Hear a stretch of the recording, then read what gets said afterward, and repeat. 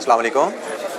अच्छा जी, capital investment appraisal का topic हम पढ़ रहे थे। हमारी किताब में इसका चैप्टर का नाम है introduction to project appraisal. Introduction to project appraisal भी कहा जाता है, कैपिटल इन्वेस्टमेंट अप्रेजल भी इसको कहा जाता है। कैपिटल प्रोजेक्ट की फाइनेंशियल वायबिलिटी असेस करना, उसमें हमारी बात हो रही थी लास्ट वीक, और हमने एनपीवी मेथड को क्लोज किया था। एनपीवी मेथड की बेसिक कैलकुलेशन और उससे एसोसिएटेड कॉन्सेप्ट्स पे बात करते हुए हमने बात क्लोज की थी लास्ट लेक्चर में। कोई इशू, कोई पॉइंट लास्ट लेक्चर से जो आपको जिसमें एक्सप्लेनेशन रिक्वायर्ड हो बेटा?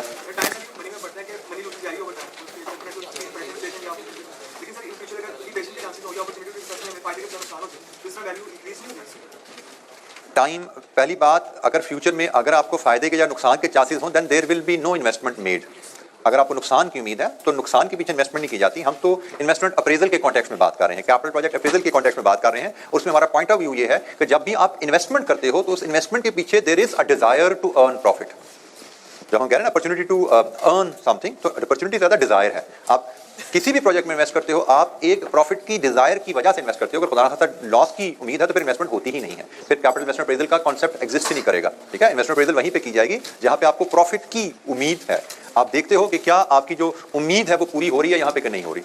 एनपीवी एनालिसिस में हमें कॉस्ट ऑफ कैपिटल हमें बताता है कि इन्वेस्टर इस प्रोजेक्ट से कितनी प्रॉफिट की उम्मीद लगाए बैठा है, और एनपीवी एनालिसिस में जब हम कैश फ्लो को उस इन्वेस्टर्स के रिक्वायर्ड रिटर्न पे डिस्काउंट करते हैं तो एनपीवी की वैल्यू में बताती है कि क्या ये प्रोजेक्ट इन्वेस्टर की उम्मीदों पे पूरा उतर रहा है या नहीं।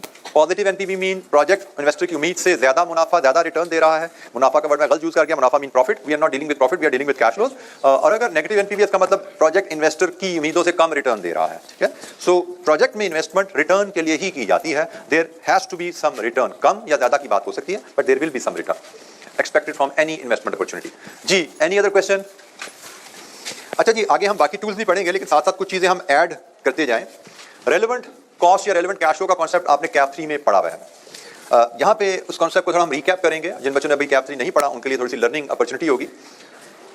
किसी भी डिसीजन मेकिंग सिचुएशन में जब आप जाते हो, आप कभी भी कोई डिसीजन लेना चाहते हो, द बेसिक प्रिंसिपल इज कि डिसीजन लेते वक्त सिर्फ रेलेवेंट कैश फ्लोज को कंसिडर करना चाहिए, इररेलेवेंट कैश फ्लोज को अपनी डिसीजन मेकिंग में शामिल नहीं करना।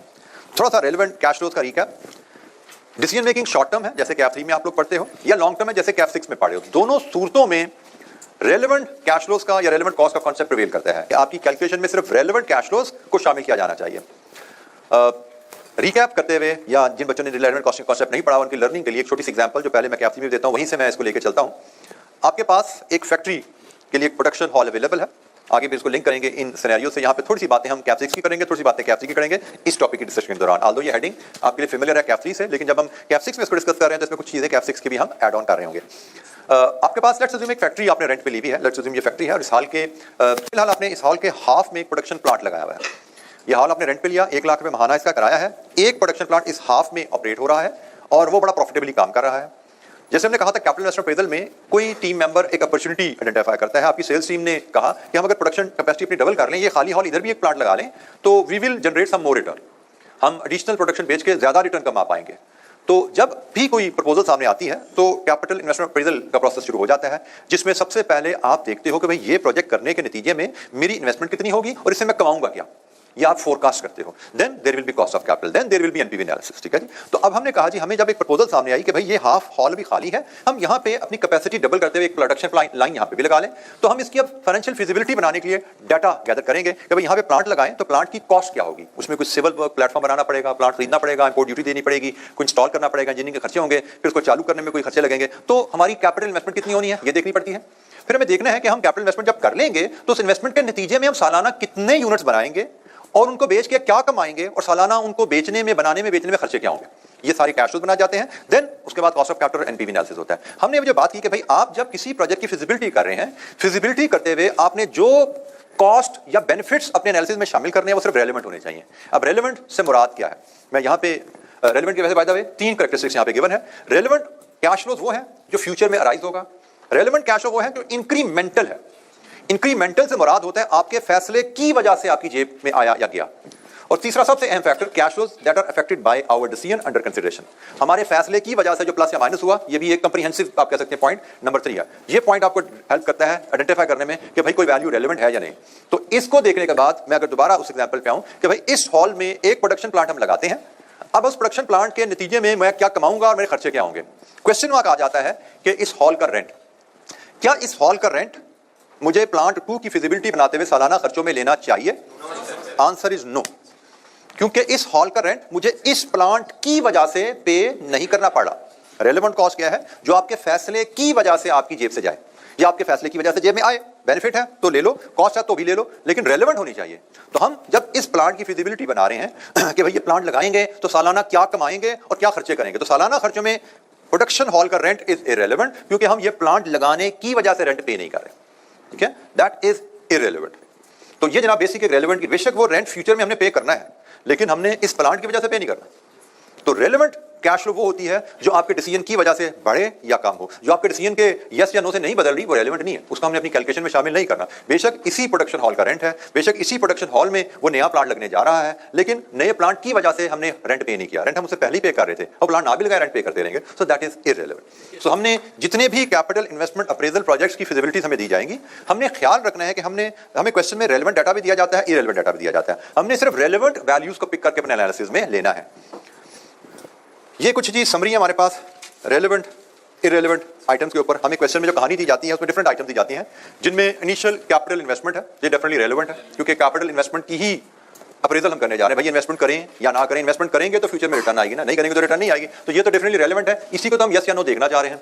Working capital investment, working capital investment से मुराद होती है कि आपके इन्वेस्टमेंट इन नेट करंट एसेट्स। आप जब भी कोई कैपिटल प्रोजेक्ट शुरू करते हो तो कैपिटल प्रोजेक्ट शुरू करने के लिए आपको सिर्फ कैपिटल एसेट में इन्वेस्टमेंट रिक्वायर्ड नहीं होती, आपको करंट एसेट में इन्वेस्टमेंट भी रिक्वायर्ड होती है। फॉर एग्जांपल आप एक प्लांट लगाते हो, क्या प्लांट पे आप प्रोडक्शन शुरू कर सकते हो रॉ मटेरियल के बगैर? क्या फिनिश गुड्स के बगैर अपनी दुकान सजा सकते हो, वेयरहाउस सजा सकते हो, कस्टमर को बुला सकते हो बेचने के लिए? Answer is no. तो आपको सिर्फ मशीनरी नहीं चाहिए, कैपिटल एसेट में इन्वेस्टमेंट नहीं करनी, कैपिटल एसेट्स के साथ साथ आपको करंट एसेट में भी इन्वेस्टमेंट रिक्वायर्ड होती है, जिसको हम इन्वेस्टमेंट इन वर्किंग कैपिटल कहते हैं। तो ये भी प्रोजेक्ट की वजह से अगर आपको किसी स्टॉक में या करंट एसेट में इन्वेस्टमेंट करनी पड़ी है, वो भी आपकी रेलेवेंट होती है। रिसर्च एंड डेवलपमेंट कॉस्ट, आप जब भी कोई प्रोजेक्ट शुरू करते हो कैपिटल प्रोजेक्ट, उससे पहले कैपिटल प्रोजेक्ट शुरू करने से पहले कोई सर्वे किया जाता है, कोई रिसर्च की जाती है, उस पर कुछ स्पेंडिंग होती है। फॉर एग्जांपल हम कोई नई प्रोडक्ट डेवलप करना चाह रहे हैं, हम ये मार्कर की प्रोडक्शन शुरू करना चाहते हैं, हमने इस मार्कर का डिजाइन बनाया, हमने इस मार्कर में इसके कंपोनेंट्स डेवलप किए, कंपेटिटर से स्टडी किया, मार्केट सर्वे किया, उसके बाद हमारी प्रोडक्ट फाइनल होगी, भाई ये प्रोडक्ट हम बना के बेच सकते हैं, this is ready for market. अब इसकी फिजिबिलिटी बनाई जाएगी। तो प्रोडक्ट बनाने तक जो खर्चा हुआ है, फिजिबिलिटी से पहले जो खर्चा हो गया, that is called research and development cost, that is irrelevant, क्योंकि ये पास्ट कॉस्ट है। हम तो आज बैठे हैं ना, हम तो आज से आगे की बात, decision is always about future, past के बारे में डिसीजन नहीं होता, पास्ट के सिर्फ नतीजे ही होते हैं। तो हमारी इस पे डेवलपमेंट पे जो खर्चा लग चुका, दैट इज पास्ट। हम तो आज बैठे सोच रहे हैं भाई ये प्रोडक्ट तो हमारी बन गई है, क्या हमें इसको बना के कमर्शियली मार्केट करना चाहिए, दिस इज फिजिबिलिटी। क्या हम इसको बनाने के लिए प्लांट लगाएं, अभी तो हमने सिर्फ पायलट बनाई है, तो क्या इसको कमर्शियली बनाने के लिए हम फैक्ट्री लगाएं, इसके लिए प्लांट खरीदें, इसको मार्केट में लॉन्च करें, इसकी फिजिबिलिटी बनाई जाएगी, कैपिटल इन्वेस्टमेंट कितनी रिक्वायर्ड है, सालाना कितने यूनिट बना के बेचेंगे, बनाने पे सालाना खर्चा कितना आएगा, फिर एनपीवी नेट बेनिफिट है या नहीं। तो माजी की जो कॉस्ट है इररिलेवेंट, क्योंकि रेलेवेंट कॉस्ट की डेफिनेशन शुरू कहां से हुई? फ्यूचर। रेलेवेंट कॉस्ट का पहला फीचर क्या है? फ्यूचर की जो वैल्यूज है वो रेलेवेंट होती हैं, ये तो पास्ट है, ये तो इररिलेवेंट है। डेप्रिसिएशन, आप किसी फ्यूचर प्रोजेक्ट की फिजिबिलिटी करने जा रहे हो, उस प्रोजेक्ट की फिजिबिलिटी में उसके ऑपरेटिंग रिजल्ट बनाने में डेप्रिसिएशन भी कैलकुलेट की जाती है, क्या वो हमारे लिए रेलेवेंट रहेगी? Answer is no. हम तो कैश फ्लो बेस्ड मेथड पे चल रहे हैं, डेप्रिसिएशन तो नॉन कैश आइटम है, तो डेप्रिसिएशन नॉन कैश होने की वजह से इररिलेवेंट है। वेरिएबल कॉस्ट, आपके प्रोजेक्ट के नतीजे में जो वेरिएबल कॉस्ट अराइज होंगी, सारी वेरिएबल कॉस्ट रेलेवेंट है, सारी वेरिएबल कॉस्ट रेलेवेंट है, क्योंकि वेरिएबल कॉस्ट तो आपकी एक्टिविटी की वजह से होती है। आप प्रोडक्शन करोगे तो वेरिएबल कॉस्ट इनकर होगी, प्रोडक्शन नहीं करोगे तो वेरिएबल कॉस्ट इनकर नहीं होगी। Variable cost are always relevant. Opportunity cost, opportunity cost क्या होता है? What is opportunity cost? किसी भी रिसोर्स की अगर एक से ज्यादा इस्तेमाल हो, रिसोर्स से मुराद आपका कोई ऐसा एसेट आपके ऐसे गुजरा है जिसको इस्तेमाल करके आप कोई कारोबारी फायदा उठा सको। तो अगर किसी रिसोर्स के एक से ज्यादा इस्तेमाल हैं, एक से ज्यादा फायदे उठाने के मौके हैं, तो जब आप कोई एक ऑप्शन चूज करोगे तो दूसरी ऑप्शन को फोरगो करना पड़ता है। अपॉर्चुनिटी कॉस्ट की डेफिनेशन है benefit forgone in choosing one option and forgoing the other. For example, मैं अगर हॉल की ही मिसाल आपसे ले रहा था कि अगर तो हॉल खाली पड़ा हुआ है मेरे पास और उसका वाहिद इस्तेमाल यही है कि मैं यहाँ पे दूसरा प्लांट लगा लूँ, तो हॉल का जब सिर्फ एक ही इस्तेमाल है तो ऐसे रिसोर्स की अपॉर्चुनिटी कॉस्ट नहीं होती। अपॉर्चुनिटी कॉस्ट सिर्फ उस रिसोर्स की होगी जिसके एक से ज्यादा इस्तेमाल है। लेट्स अज्यूम जब मैं ये फिजिबिलिटी बना रहा हूं तो मुझे मेरा हमसाया कहता है जी भाई ये हॉल आपका खाली पड़ा हुआ है, इसको किराए पे दे दो, मुझे 50,000 में आना। अब मेरा साथ वाला हमसाया मुझसे 50,000 महीने किराए पे मांग रहा है और मैं इसका इस्तेमाल सोच रहा हूं प्रोडक्शन के लिए, एक्सपेंशन के लिए। अब दो इस्तेमाल हो गए ना साल के, मैं चाहूं तो किराए पे दे दूं, चाहूं तो एक्सपेंशन में इस्तेमाल कर लूं। अब जब भी एक रिसोर्स के, ये हॉल प्रोडक्शन हॉल मेरा रिसोर्स है, इसके इस्तेमाल की एक से ज्यादा ऑप्शन होगी, जब भी एक रिसोर्स की एक से ज्यादा इस्तेमाल की ऑप्शन होगी, there will be some opportunity cost involve. और वो क्या है कि आप अगर एक ऑप्शन को चूज करो तो दूसरी ऑप्शन में बेनिफिट क्या फोरगो कर रहे हो। जैसे अब अगर मैं रेंटल की ऑप्शन के साथ प्रोडक्शन फिजिबिलिटी बनाता हूं, रेंटल की ऑप्शन अवेलेबल है और मैं प्रोडक्शन की फिजिबिलिटी बना रहा हूं, तो अब मुझे रेंट ऑफ दिस फैक्ट्री लेनी है। और वो रेंट कौन सा लेना है? जो मैं फोरगो करूंगा कि भाई ये यहां पे प्लांट लगाने की सूरत में वो 50,000 महाना, I will have to forego, benefit foregone in choosing one alternative and foregoing other। मैं अगर प्रोडक्शन की ऑप्शन को चूज करता हूं, प्रोडक्शन के ऑप्शन को लेता हूं, तो मैं रेंटल की ऑप्शन फोरगो करूंगा। प्रोडक्शन की ऑप्शन चूज करने से रेंटल की ऑप्शन का बेनिफिट फोरगो करूंगा। 50,000 महाना को लात मार के ही मैं प्रोडक्शन शुरू कर सकता हूं, तो मुझे फिर प्रोडक्शन की प्लानिंग में रेंटल कॉस्ट को शामिल कर लेना है 50,000 में महाना। अगर सबलेट की ऑप्शन नहीं है, किराए पे देने की ऑप्शन नहीं है, तो फिर रेंटल कॉस्ट सालाना है 0। लेकिन अगर किराए की देनी ऑप्शन है तो फिर फिजिबिलिटी बनाते हुए rental cost is 50,000। This is the concept of opportunity cost. It is always relevant, क्योंकि आपके फैसले की वजह से एक बेनिफिट कंपनी फोरगो कर रही है, तो जो बेनिफिट फोरगो हो रहा है उसको कॉस्ट में शामिल करना जरूरी है, अपने एनालिसिस में शामिल करना एज कॉस्ट जरूरी है। अच्छा जी, फिक्स कॉस्ट के बारे में आपने मुहतात रहना है। क्वेश्चन में हमें प्रोजेक्ट की फिजिबिलिटी बनाने को कहा जाता है, उसकी फिक्स कॉस्ट का जिक्र किया जाता है। तो प्रोजेक्ट की फिक्स कॉस्ट रेलेवेंट भी हो सकती है, रेलेवेंट भी हो सकती है। उसके लिए क्वेश्चन को ध्यान से पढ़ना होगा। अगर फिक्स कॉस्ट के साथ इनमें से कोई भी टर्म यूज की गई है, इनमें से कोई भी टर्म यूज की गई है, तो इसका मतलब फिक्स कॉस्ट इरेलेवेंट है। और अगर फिक्स कॉस्ट के साथ हमें बताया गया भाई ये प्रोजेक्ट की वजह से इनकर हो रही है, तो उसको रेलेवेंट लिया जाता है। मैं अगर फिक्स कॉस्ट की मिसाल अगर ले लूं, फॉर एग्जांपल हमें अगर कहा जाता है कि भाई अगर हम ये प्लांट लगाएंगे दूसरा, तो हमारा जो सुपरवाइजर इस प्लांट को सुपरवाइज कर रहा है, वही सुपरवाइजर दूसरे प्लांट को भी सुपरवाइज कर लेगा। मतलब एक सुपरवाइजर जो तनख्वाह ले रहा है ऑलरेडी, लेकिन एक प्लांट की टीम को देख रहा है, वही सुपरवाइजर दूसरे प्लांट को भी देख लेगा। इररिलेवेंट है। इसका मतलब सुपरवाइजर कॉस्ट हमारी प्लांट लगाने की वजह से नहीं बढ़ी।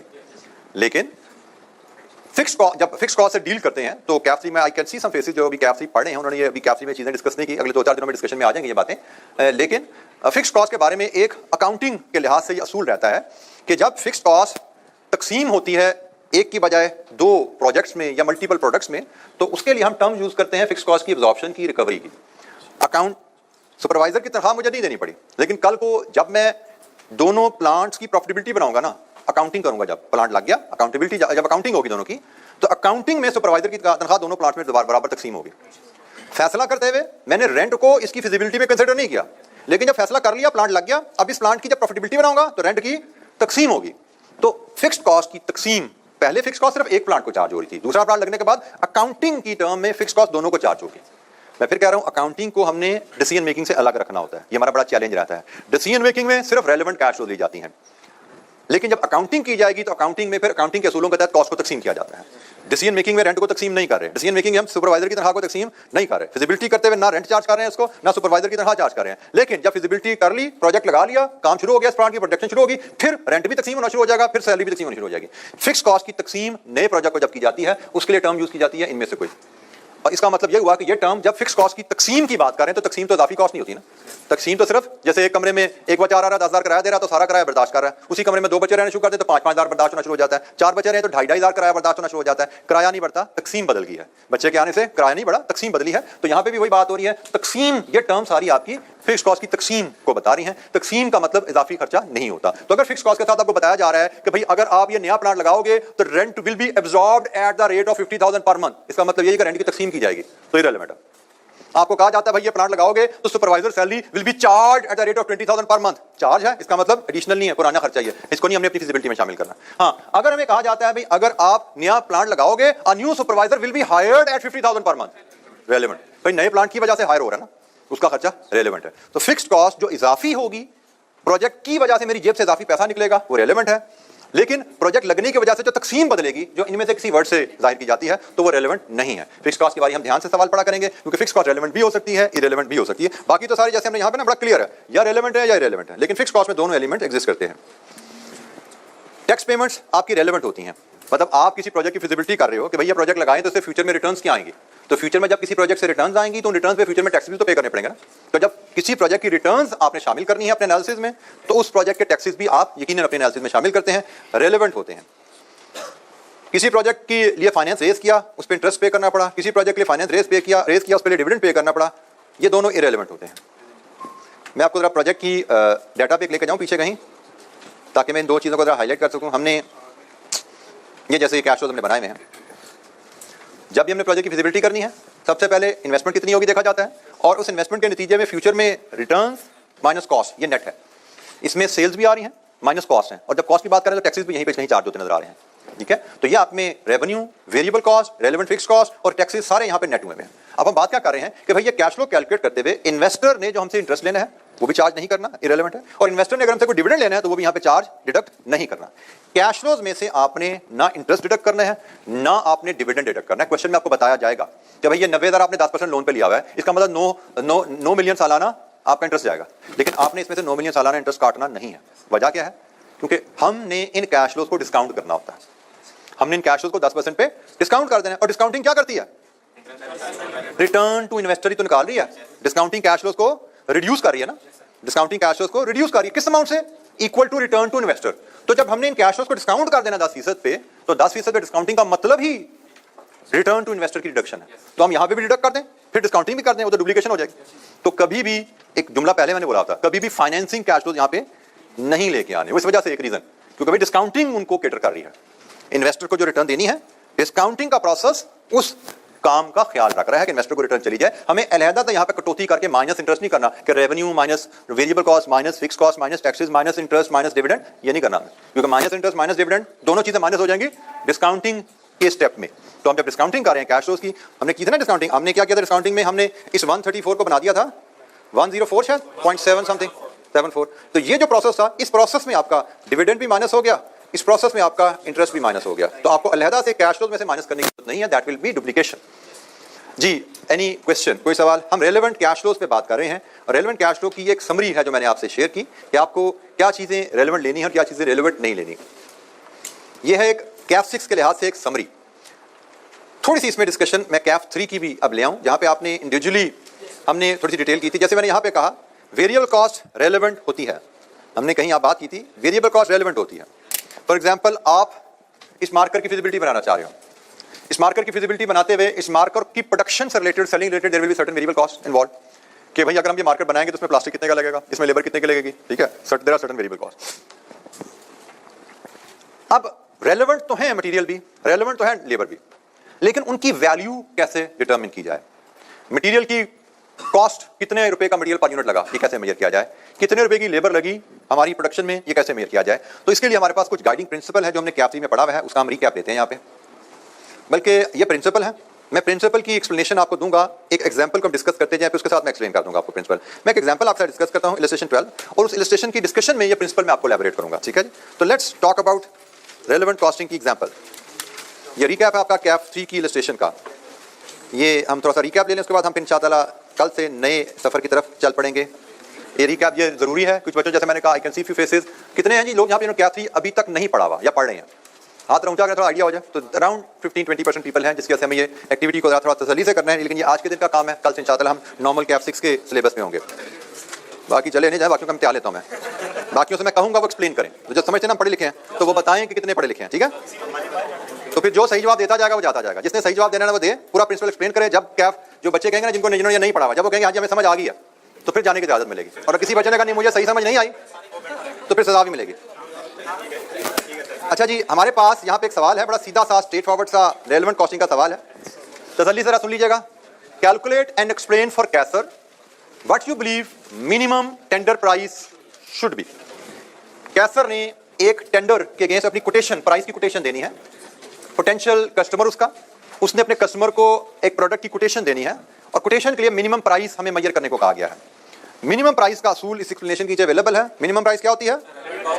Relevant cost of the project, मतलब मिनिमम प्राइस में कोई प्रॉफिट नहीं होता, जीरो प्रॉफिट होता है। सो हमें बेसिकली जो भी प्रोजेक्ट है उसकी मिनिमम प्राइस डिटरमिन करनी है, जो कि relevant cost of the project है। और हमारी यहाँ पे डिस्कशन रेलेवेंट कॉस्टिंग के प्रिंसिपल पे ही होने जा रही है, क्योंकि हमें कैपिटल इन्वेस्टमेंट अप्रेजल में भी ये प्रिंसिपल की एप्लीकेशन माजी के सवालों में नजर आती है, क्योंकि ये relevant cash flows, relevant costing principle CAF 3 में भी हमने पढ़ा है, कैफ 6 में भी रेलेवेंट है। तो कैफ 3 की डिटेल में टेस्टिंग, कैफ 3 के लेवल की टेस्टिंग हम कैफ 6 में एक्सपेक्ट कर सकते हैं, तो इसलिए कैफ 3 लेवल का नॉलेज हमें रिकैप करके यहाँ से आगे चलना है। तो हमने relevant cost of the project measure करनी है जी। तो ये कैसर का सवाल है जी।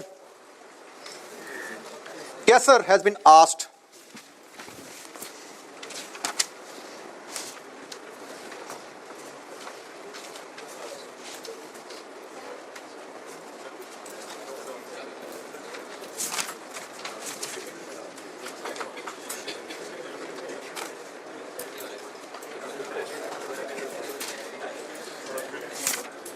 अच्छा जी, Caser has been asked to quote a price for a special contract.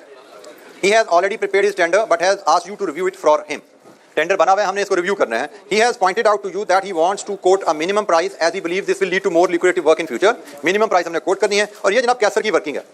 कैसर ने मटेरियल 4 इस्तेमाल करने हैं, A, B, C, D, 3000 kg 15 के हिसाब से सारी वर्किंग कैसर ने बनाई है. लेबर 3 तरह की है, स्किल्ड, सेमी स्किल्ड, अनस्किल्ड. कितने घंटे किस रेट पे कैसर ने शामिल किए हैं. फिर ओवरहेड्स हैं, फिक्स्ड ओवरहेड्स हैं 4700 घंटे इस रेट पे 94,000 के. फिर कॉस्ट ऑफ प्रिपेयरिंग टेंडर है जिसमें कैसर के टाइम का खर्चा कितना है, अदर एक्सपेंसेस कितने हैं और मिनिमम प्रॉफिट कितना है. और ये कैसर ने अपने हिसाब से मिनिमम प्राइस बनाई है. हमें मिनिमम टेंडर प्राइस कैसर के हिसाब से गिवन है और हमें इसको रिवाइज करना है. हमारा काम है इस पूरे टेंडर को रिवाइज करना. और रिवाइज करने के लिए हमें हर आइटम के बारे में कुछ इन्फॉर्मेशन दी गई है. मटेरियल ए के बारे में इन्फॉर्मेशन, कैसर ने कैसे कॉस्ट डिटरमिन की और अदर इन्फॉर्मेशन ये है. मटेरियल बी, कैसर ने कैसे कॉस्ट डिटरमिन की और अदर इन्फॉर्मेशन ये है, एंड सो ऑन. हमने हर आइटम को 1 बाय 1 पकड़ना है और इस इन्फॉर्मेशन के मुताबिक हमने असूल अप्लाई करना है रेलेवेंट कॉस्टिंग का और फिर हम चलेंगे. हम इसको इसी अंदाज में अगर शुरू करें, यहां से फॉर्मेट मैं इसी को कैप्चर करूं. पहले material A, B, C and D, labour skilled, semi skilled and unskilled. Then we have fixed overheads. Then we have cost of preparing tender. इसकी डिटेल हम बाद में देखेंगे. ये जनाब हमारे पास डाटा है. हमने यहां से रेलेवेंट कॉस्ट मेजर करनी है और वो रेलेवेंट कॉस्ट हमारी मिनिमम प्राइस होने वाली है.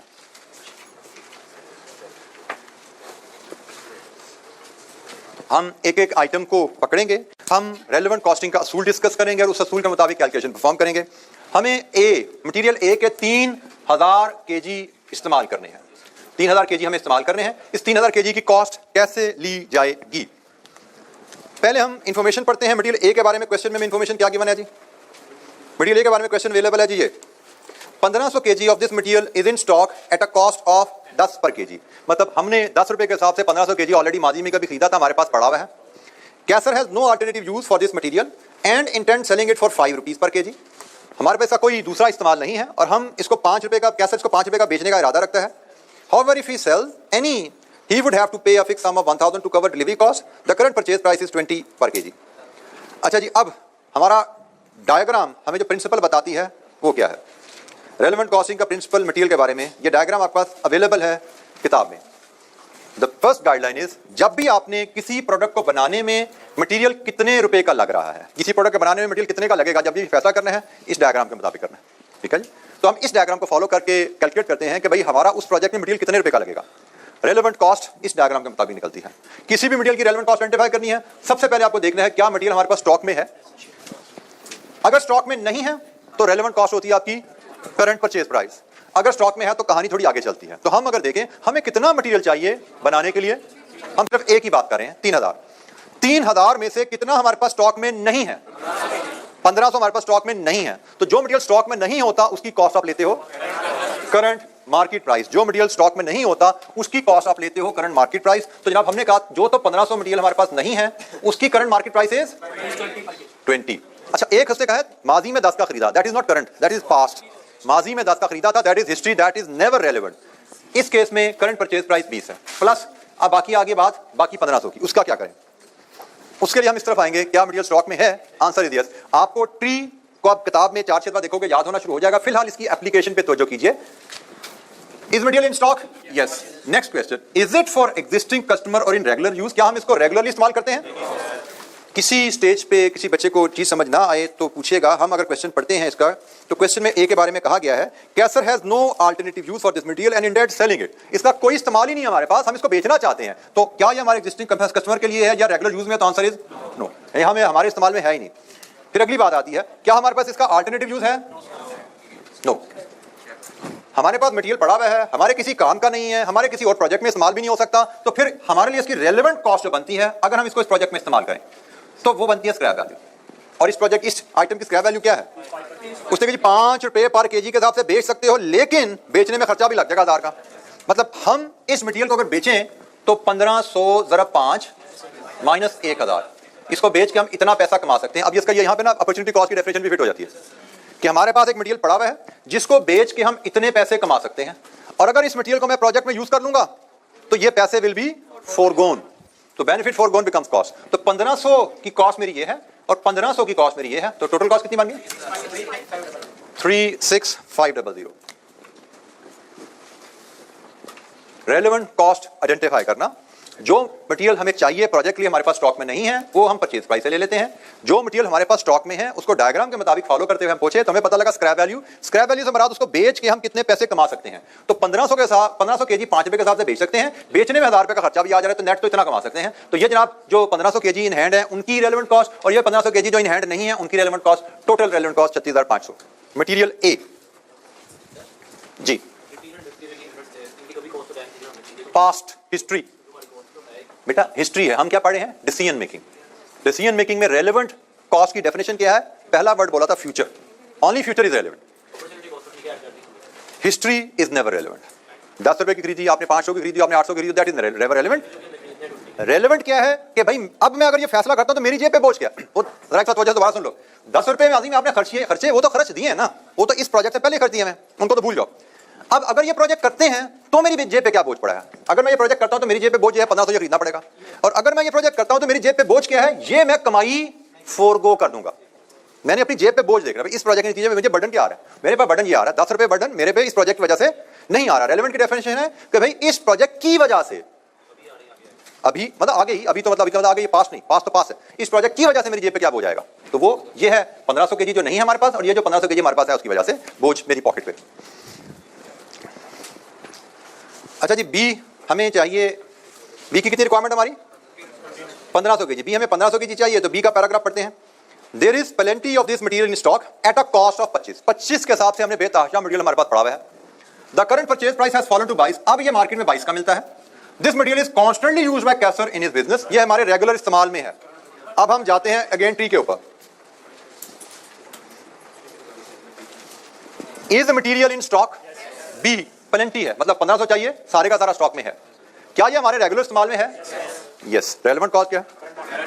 करंट मार्केट प्राइस, और करंट मार्केट प्राइस क्या है? 22 रुपए। हमें 1500 केजी चाहिए और हमारी डायग्राम के मुताबिक 22 रुपए के हिसाब से मार्केट से आज खरीद सकते हैं। हमारी रेलेवेंट कॉस्ट 33,000। अब कैसर ने क्या कैलकुलेशन की हुई है, हमें से कोई गर्ज नहीं है, ठीक है। हमने तो रेलेवेंट कॉस्टिंग प्रिंसिपल के तहत relevant cost of the contract, relevant cost of the project measure करनी है। तो मटेरियल ए की रेलेवेंट कॉस्ट क्या है, मटेरियल बी की रेलेवेंट कॉस्ट क्या है, दोनों का हमने मेजर किया। और मैं फिर तवज्जो दिला दूं, आपने जब भी relevant cost of material for making any product या फॉर एनी प्रोजेक्ट मेजर करनी है, इस डायग्राम से मेजर करनी है। डायग्राम को बार बार देखिएगा, इस डायग्राम के मुताबिक सवाल पूछते हुए, मैं इसलिए बार बार आपको डायग्राम को रेफर क्यों कर रहा हूं, ताकि इस डायग्राम की एप्लीकेशन आपको ग्रिप में आ जाए।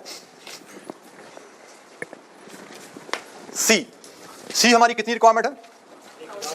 1000 केजी 50 रुपए के हिसाब से इसने वर्किंग में अपने डाला हुआ है, लेकिन हम तो पहले सी की इंफॉर्मेशन पढ़ेंगे। यहां से जनाब total amount in stock is 1000, हमें भी 1000 ही चाहिए ना, 1000 स्टॉक में है। वाज बॉट फॉर 30,000 में खरीदा गया था some time ago for another one off contract that never happened. हमने किसी प्रोजेक्ट के लिए खरीदा था ये 1000 केजी, जो कि कभी हुआ ही नहीं, ऑर्डर कैंसिल हो गया था, ये 1000 केजी पड़ा रह गया हमारे पास, 30,000 का खरीदा था हमने। Caser is considering selling it for 12,000 in total. वो सोच रहा है कि इसको 12,000 का बेच दिया जाए, या using it as a substitute for another material constantly used in production if used in the latter manner मतलब अगर यहां पे इस्तेमाल किया जाए, it would save 20,000 of the other material, current purchase price is 50। अब हमने सारी इंफॉर्मेशन ले ली। हमने अक्सर बच्चे करते क्या है, ये स्टोरी पढ़ते हैं तो स्टोरी में खो जाते हैं। हमने स्टोरी में नहीं खोना होता, स्टोरी से हमने प्रिंसिपल देखना होता है, किस प्रिंसिपल के तहत उसको असेस करना है। तो हमें प्रिंसिपल पता है, वो डायग्राम, हम उस डायग्राम पे जाएंगे और हम उस डायग्राम के मुताबिक रेलेवेंट कॉस्ट असेस करेंगे। Is material in stock? Yes. Is it in regular use? No. Clear है क्वेश्चन में, क्वेश्चन पढ़ के ऐसा कीजिएगा। No. Does it have an alternative use?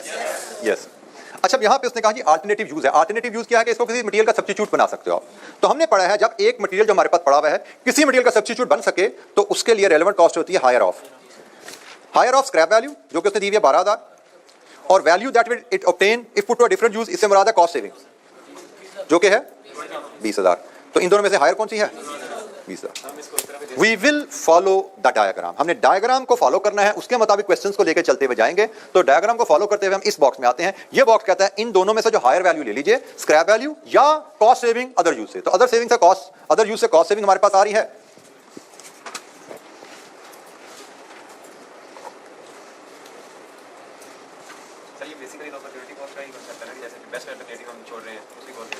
जी ऐसा ही है, यहाँ पे आपके साथी ने जो तवज्जो दिलाई, जरा सुनिएगा ध्यान से, ये भी अपॉर्चुनिटी कॉस्ट का कॉन्सेप्ट है। बेसिकली हमारे पास एक मटेरियल है, मटेरियल सी, जिसके अब 3 ऑप्शन बन गए हमारे पास। ऑप्शन नंबर 1 स्क्रैप में बेच दें, option number 2 substitute material use कर लें, ऑप्शन नंबर 3 इस कॉन्ट्रैक्ट में यूज कर लें। तो अगर हम इस कॉन्ट्रैक्ट में यूज करेंगे तो ये दोनों ऑप्शन जाएंगे। अपॉर्चुनिटी कॉस्ट की डेफिनेशन को हम जरा मजीद रिफाइन कर लें। Best benefit forgone in best option. मेरे पास 3 ऑप्शन थी, मैं अगर ये ऑप्शन लेता हूं, मैं 2 ऑप्शन फोरगो करूंगा, इन दोनों में से जो बेस्ट ऑप्शन है that is my opportunity cost. ये भी अपॉर्चुनिटी कॉस्ट है, ये भी अपॉर्चुनिटी कॉस्ट है, लेकिन बाय डेफिनेशन अगर आप एक से ज्यादा ऑप्शन फोरगो कर रहे हो तीसरी ऑप्शन चूज करते हुए, जैसे इस केस में अगर मैं ये कॉन्ट्रैक्ट के लिए इस मटेरियल सी को यूज करता हूं तो मैं ये दोनों ऑप्शन फोरगो करूंगा। जब एक से ज्यादा ऑप्शन फोरगो कर रहे हो तो हाईएस्ट वैल्यू जो बेस्ट ऑप्शन है वो आपकी अपॉर्चुनिटी कॉस्ट में डेफिनेशन में फॉल करती है। इसलिए यहां पे ये 20,000 जो है ये आपकी रेलेवेंट कॉस्ट बनेगी। तो मटेरियल सी की रेलेवेंट कॉस्ट हम यहां पे 20,000 लेंगे।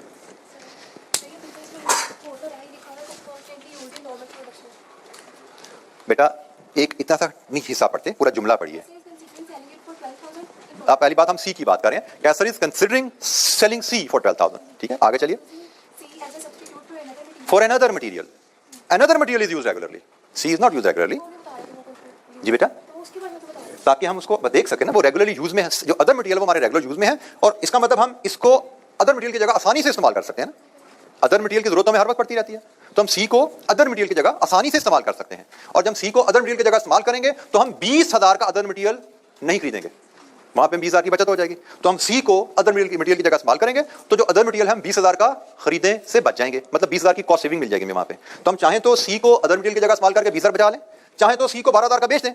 तो भाई बेच के 12 कमाना या इस्तेमाल करके 20,000 बचाना, इनकम अर्न करना या कॉस्ट सेव करना, penny saved is also penny earned, saving भी इनकम ही है ना। तो यहां से 20,000 कमा लो, यहां से 12,000 कमा लो, दोनों ऑप्शन है। तो जहां पे ज्यादा कमाई है वो बेहतर है, ये ऑप्शन बेहतर है। जी, एनी क्वेश्चन?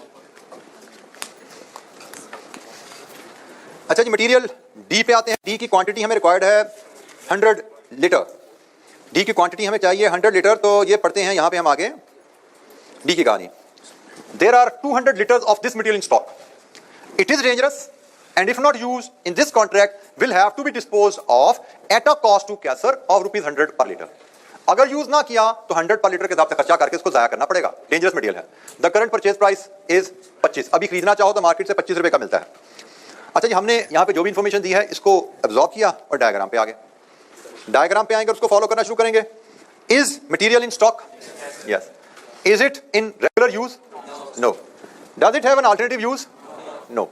अच्छा, यहां तक हम पहुंच गए कि भाई इसका कोई अल्टरनेटिव यूज भी नहीं है। तो हमने पढ़ा है जी अल्टरनेटिव यूज ना हो तो स्क्रैप वैल्यू। स्क्रैप वैल्यू क्या होती है? बेच के कितने पैसे मिलेंगे। तो क्या डी की स्क्रैप वैल्यू है? इसका तो उल्टा हिसाब है, इसकी तो डिस्पोजल कॉस्ट है। तो अगर किसी मटेरियल की स्क्रैप वैल्यू हो, उसको इस्तेमाल करने के नतीजे में वो स्क्रैप वैल्यू फोरगो होती है। तो scrap value is a benefit, benefit forgone is a cost, तो scrap value become the cost. अब इस मटेरियल की स्क्रैप वैल्यू है ही नहीं, तो इसकी तो उल्टा डिस्पोजल कॉस्ट है। तो अगर हम इसको इस्तेमाल कर लेंगे तो डिस्पोजल कॉस्ट सेव हो जाएगी। मतलब इसका मतलब डी को इस्तेमाल करने में कॉस्ट नहीं है, उल्टा सेविंग है। तो जनाब डी हमें 100 लीटर चाहिए, 100 लीटर को इस्तेमाल करने में 100 रुपीज के हिसाब से हमें 10,000 की सेविंग है। तो यहां पे फिर ये सेविंग है तो माइनस शो की जाएगी। ठीक है, कॉस्ट होता तो हम ऐड कर रहे थे, ये तो सेविंग है। तो इस प्रोजेक्ट के नतीजे में हम 10,000 बचा सकते हैं। हमने 200 लीटर की यहाँ पे सेविंग नहीं लेनी, सिर्फ 100 लीटर यहाँ पे इस्तेमाल होना है। तो 100 लीटर हमें जाया नहीं करना, 100 लीटर हमें डिस्पोज ऑफ करने की वजह से हम ये 100 रुपया बचाएंगे, 10,000 बचाएंगे यहाँ पे। तो ये मटेरियल की डायग्राम को हमने तकरीबन लगभग सारा डिस्कस कर लिया कि मटेरियल की रेलेवेंट कॉस्ट कैसे मेजर की जाती है यहाँ पे। जी, एनी क्वेश्चन?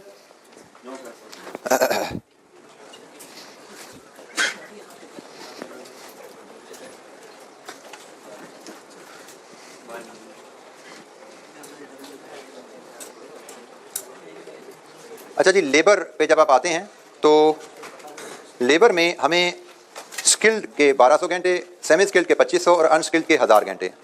1200, 2500 और 1000।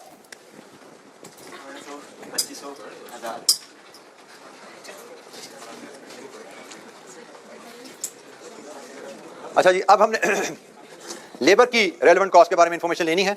तो सबसे पहले हम इसकी इंफॉर्मेशन पढ़ेंगे जो हमें क्वेश्चन में गिवन है। फिर इसके लिए भी हमारे पास डायग्राम अवेलेबल है, जिससे हमने मटेरियल की डायग्राम डिस्कस की, लेबर की भी डायग्राम अवेलेबल है, फिर हम उस पर बात करेंगे। तो पहले स्किल्ड लेबर की इंफॉर्मेशन पढ़ते हैं। Caser only hires skilled labour when he needs it. ₹30 per hour is the current hourly rate. Skilled labour सिर्फ तभी हायर की जाती है जब हमें इसकी जरूरत होती है, और हम 30 रुपए के हिसाब से इसकी सैलरी पे करते हैं। लेबर का गाइडिंग प्रिंसिपल जनाब हमारे पास यहाँ पे आ रहा है। और इसमें सबसे पहला सवाल जो पूछा जाता है कि जो लेबर इस प्रोजेक्ट में यूज होनी है क्या वो परमानेंट है या टेम्परेरी है। परमानेंट और टेम्परेरी लेबर की डिफरेंशिएशन ये हमारे पास अवेलेबल है, इसका भी रिकैप ले लें। परमानेंट लेबर कहलाती है वो वर्कफोर्स जिसको हमने मंथली या सालाना कॉन्ट्रैक्ट पे हायर किया हुआ है, जिसको हम पर मंथ या पर एनम सैलरी पे करते हैं, वो परमानेंट लेबर कहलाती है। और टेम्परेरी लेबर वो है जिसको हम जरूरत पड़ने पे हायर करते हैं और नॉर्मली उसको हम पर आवर या पर यूनिट पे कर रहे हैं, ठीक है जी। सो टेम्परेरी लेबर जरूरत पड़ने पे हायर करते हैं, पर आवर पे करते हैं या पर यूनिट पे करते हैं। परमानेंट लेबर सालाना या माहाना कॉन्ट्रैक्ट पे हायर की जाती है और उसकी तनख्वाह पर मंथ पर वीक, काम से कोई लिंक नहीं है, घंटों से या यूनिट से कोई लिंक नहीं है, पर मंथ है, पर वीक है, पर एनम है। अच्छा, यहाँ पे ये भी एक परमानेंट लेबर की मिसाल है कि भाई 200 घंटे पर आवर है लेकिन गारंटीड पेमेंट है 30 घंटे की। गारंटीड पेमेंट का मतलब होता है काम है या नहीं है, 30 घंटे की पेमेंट करनी है। तो जहां पे सैलरी का ताल्लुक काम से है वो वेरिएबल है और जहां पे सैलरी का ताल्लुक काम से नहीं है वो परमानेंट है। जैसे यहाँ पे उसने लिखा जरूर बराबर है लेकिन साथ कह दिया काम नहीं है तो भी 30 घंटे की देंगे, इसका मतलब काम नहीं है तो भी तनख्वाह देनी है ना, तो ये भी परमानेंट होगी। तो ये परमानेंट की मिसाल है और ये टेम्परेरी की मिसाल है। एग्जामिनर हमें अक्सर क्वेश्चन में प्रिसाइजली नहीं बताएगा कि ये परमानेंट है टेम्परेरी है, हमें उसके पेमेंट मेथड से पता लगाना पड़ता है कि टेम्परेरी या परमानेंट लेबर की। तो ये हमें एग्जाम्पल हमने बनाई है, डिफाइन कर दिया परमानेंट क्या है, एग्जाम्पल दे दी, टेम्परेरी डिफाइन कर दिया, एग्जाम्पल दे दी। अब हम डायग्राम पे आते हैं जी। दोबारा परमानेंट ये स्किल्ड लेबर की कहानी देखिए। इज लेबर परमानेंट और टेम्परेरी? उसने लिखा है तब हायर किए जाते हैं जब जरूरत हो, तो ये तो टेम्परेरी है भाई। टेम्परेरी के बारे में, कैन एडिशनल टाइम भी हायर, क्या हम एडिशनल टाइम हायर कर सकते हैं? क्वेश्चन में उसने लिखा हुआ है कि आप आसानी से 30 रुपए पर आवर पे एडिशनल टाइम ले सकते हैं, ठीक है। हायर ना करने के बारे में बात का क्वेश्चन आगे हम देखेंगे। बात का क्वेश्चन कह देता है कि labour is not easily available in the market, इसका मतलब है हम हायर नहीं कर सकते, मसला है वो हम सवाल या पार्ट बाद में देखते हैं। फिलहाल उसने कहा जी आप जरूरत पड़ने पे 30 रुपए के हिसाब से हायर कर सकते हैं, तो हम इसके हिसाब से चलेंगे। Cost of hiring is relevant, तो 1200 घंटे रेट है 30 रुपए, कितनी बनी relevant cost? 36,000। Semi skilled labour, इसका नोट पढ़ते हैं जी। Semi skilled labour, Caser has a workforce of 100 semi-skilled laborers who are currently not fully employed. They are on an annual contract and the number of spare hours currently available for these projects are 2,000. Any hours in excess of this will have to be paid for at a time and a half. The normal hourly rate is 12. अच्छा, permanent labour की कहानी थोड़ा मजीद elaborate मैं कर दूं। Permanent labour को आप जब सालाना कॉन्ट्रैक्ट पे लेते हो या माहाना कॉन्ट्रैक्ट पे लेते हो या वीकली कॉन्ट्रैक्ट पे लेते हो, लेट्स अज्यूम आपने ये एक हफ्ते, जैसे इस केस में कहा है सालाना कॉन्ट्रैक्ट है जी हमारा, जो भी सैलरी दी गई, नॉर्मली इस कॉन्ट्रैक्ट के साथ वर्किंग आवर्स भी लिंक होते हैं। जैसे मैं भी अपने ऑफिस जाता हूं तो मेरी टाइम है 9 to 5, कोई भी वर्कर जाता है जो भी मंथली सैलरी पे हायर किया जाता है उसको टाइम दिया जाता है, ये टाइम आपका, इस टाइम में आपसे काम लिया जा सकता है, इस टाइम में जो भी काम होगा आप करेंगे।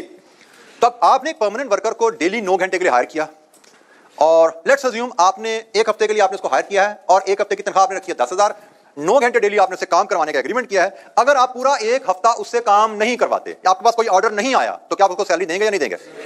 आपने जीरो भी काम करवाया ना उससे, तो आपको सैलरी देनी पड़ेगी क्योंकि आपसे उसका एग्रीमेंट है 9 to 5 बैठना है और 9 to 5 में जो भी काम आएगा आपने करना है, काम नहीं भी है तनख्वाह मिलेगी। परमानेंट का मतलब ही ये होता है। तो हम कहते हैं कि भाई आपने एक परमानेंट लेबर को हायर किया, एक हफ्ते में 9 आवर्स डेली के हिसाब से या 8 आवर्स डेली के हिसाब से, अगर 6 दिन है 48 घंटे का एग्रीमेंट आपके साथ, क्या भाई 48 घंटे काम करवाने हैं आपसे हमने हफ्ते के और हमने आपको 10,000 देना है। अब आप 48 घंटे काम करवाओ या जीरो करवाओ, आपको 10,000 पे करना है। परमानेंट लेबर के कॉन्टेक्स्ट में स्पेयर आवर से मुराद होती है, स्पेयर आवर से मुराद होती है कि भाई वो टाइम जिसकी आप तनख्वाह तो दे रहे हो बट काम नहीं ले रहे। जैसे मैंने एक वीक के लिए लेबर हायर की, 48 घंटे का एग्रीमेंट है और अगर मैंने पूरे वीक में मेरे पास कोई ऑर्डर ही नहीं है तो मैं कहता हूं मेरे पास 48 स्पेयर आवर्स अवेलेबल है वर्कर के, ठीक है जी। सो स्पेयर आवर से मुराद वो घंटे जिनकी आपने तनख्वाह तो देनी है लेकिन उन घंटों में काम करवाने के लिए ऑर्डर नहीं आपके पास। अब अगर मेरे पास उन स्पेयर आवर्स पड़े हुए, परमानेंट वर्कर कौन है जो मैंने पहले से हायर करके बैठाया है, इस ऑर्डर की वजह से हायर नहीं किया, पहले से हायर करके बैठाया है उसको, और अगर उसके पास कुछ स्पेयर आवर्स हैं, उन स्पेयर आवर्स में मैं ये ऑर्डर से बनवा लूं तो क्या इस ऑर्डर की वजह से मुझे कुछ पैसे देने पड़ेंगे उसको?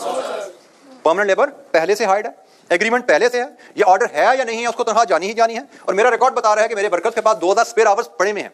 तो अगर मैं ये ऑर्डर लेके उस स्पेयर आवर्स में इनसे काम करवाऊं तो मुझे इस ऑर्डर की वजह से कोई पैसा पे नहीं करना। तो हमारा डायग्राम जो हमें बताती है इसी के मुताबिक, इसी प्रिंसिपल के मुताबिक, अगर परमानेंट लेबर है उनके पास स्पेयर टाइम अवेलेबल हो तो रेलेवेंट कॉस्ट इज जीरो, क्योंकि परमानेंट लेबर से स्पेयर टाइम में काम करवाने की कोई तनख्वाह नहीं देनी, तो रेलेवेंट कॉस्ट इज जीरो। तो हम अगर बात करें और अगर स्पेयर टाइम अवेलेबल नहीं है तो टाइम हायर करना पड़ेगा, हायर करेंगे तो उसकी रेलेवेंट कॉस्ट ऑफ हायरिंग है। जैसे हमारे इस केस में उसने जो लिखा हुआ है कि हमें टोटल टाइम कितना चाहिए, 2500 घंटे, 2500 में से 2000 तो स्पेयर है, तो 2000 जो स्पेयर है उनकी कॉस्ट होगी zero.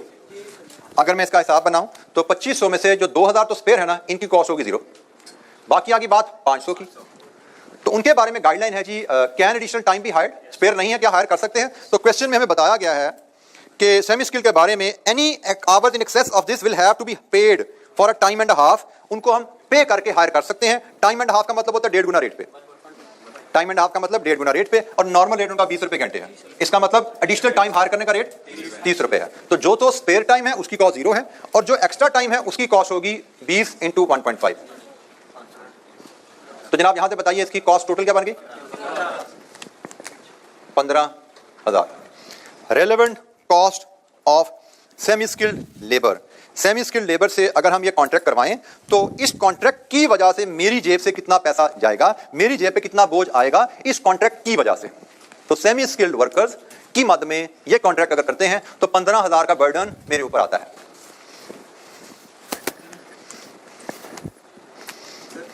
Ji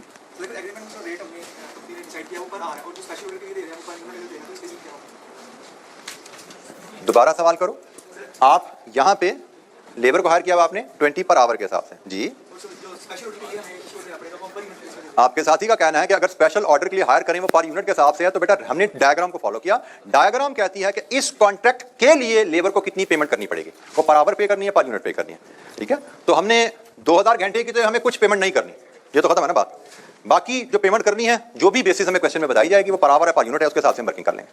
additional cost of hiring 2000 घंटे में काम करवाने के कोई पैसे नहीं है, बाकी जो टाइम चाहिए उसके हमें पैसे देने हैं, जो बेसिस हमें बताई जाएगी उसके मुताबिक हम कॉस्ट कैलकुलेट कर लेंगे। हमने तो देखना है टोटल 2500 घंटों की कॉस्ट क्या पड़ेगी मुझे अगर मैं ये कॉन्ट्रैक्ट लेता हूं। अनस्किल्ड का नोट पढ़ते हैं जी। दीज आर टेम्परेरी वर्कर्स, बड़ा क्लियरली बता रहा है, एंड करंटली एम्प्लॉयड बाय कैसर। ये डायग्राम की एक आखिरी जो लेग रहेगी उसको डिस्कस करने जा रहे हैं। They are currently employed by Kaiser on jobs where they produce a contribution of 5 rupees per unskilled labour hour. Their current rate is 15 per hour, although extra could be hired at 25 an hour if necessary। अब चीजें काफी ज्यादा आ गई हैं इसमें, unskilled labour की बात में काफी चीजें ज्यादा आ गई। 15 रुपए में हायर हम करंटली करते हैं, करंटली हमने 15 रुपए में हायर किया हुआ है, एडिशनल टाइम लेना तो 25 में हायर होगा। अब इसकी कहानी अगेन हमने इस लाइनों में नहीं खो जाना, हमने डायग्राम पे चले जाना है। तो लेबर तो है टेम्परेरी, पता लग गया। Can additional time B hired? अच्छा उसने कहा yes additional time can be hired. किस रेट पे? 25 रुपए पर आवर पे। अच्छा लेकिन उसने साथ एक और बात भी की है, उसने आपको जो आपके पास लेबर ऑलरेडी काम कर रही है वो किस रेट पे हायर की हुई है? 15 रुपए पे। उसने कहा एडिशनल टाइम 25 रुपए में हायर कर सकते हैं, लेकिन करंटली हमने 15 रुपए में हायर की हुई है, ये लिखा ना उसने।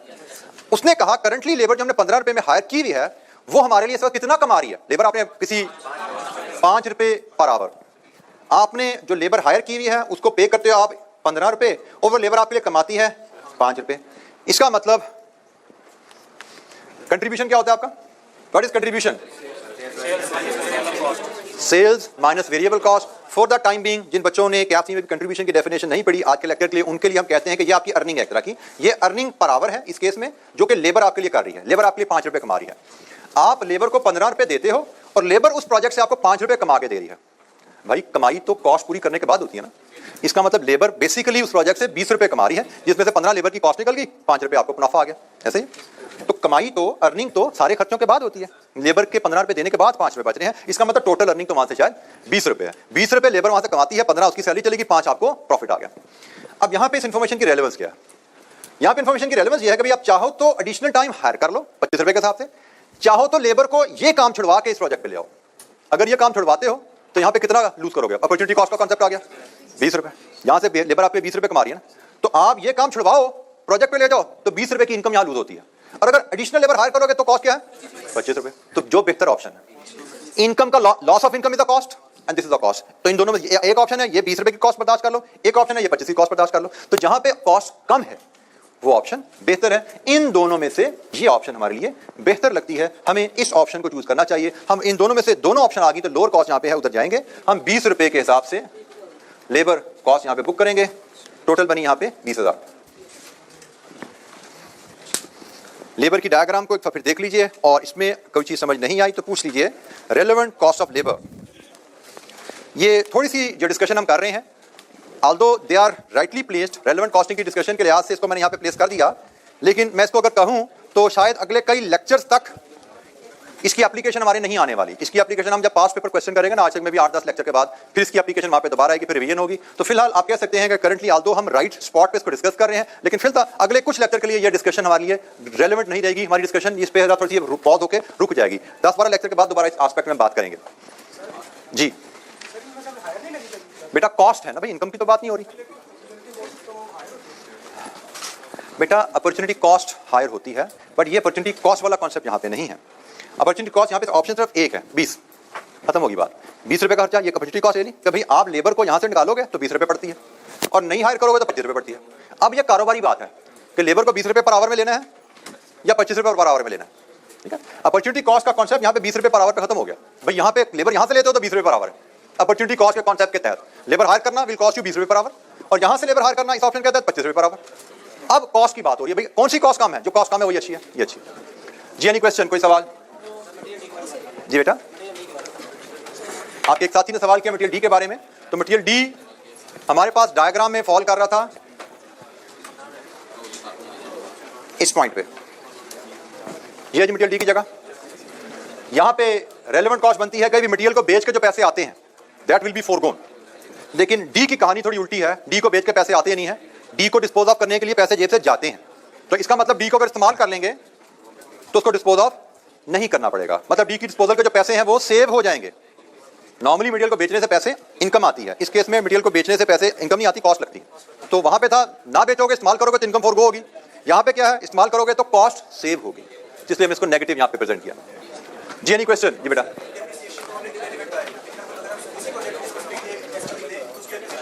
जी आपके साथी का कहना है कि डेप्रिसिएशन को कैपिटल इन्वेस्टमेंट अप्रेजल के कॉन्टेक्स्ट में हमने इररिलेवेंट कह दिया। अगर हम इसी प्रोजेक्ट के लिए एसेट ले रहे हैं तो भाई इस प्रोजेक्ट के जब एसेट लेते हैं तो वो 90 मिलियन क्या था, सारी की सारी कॉस्ट हमने चार्ज कर दिया, सालाना डेप्रिसिएशन क्यों लेनी है? हमने तो सारी की सारी कॉस्ट ही प्रोजेक्ट को चार्ज कर दी, ठीक है। तो सालाना depreciation is not relevant here. जी एनी अदर क्वेश्चन?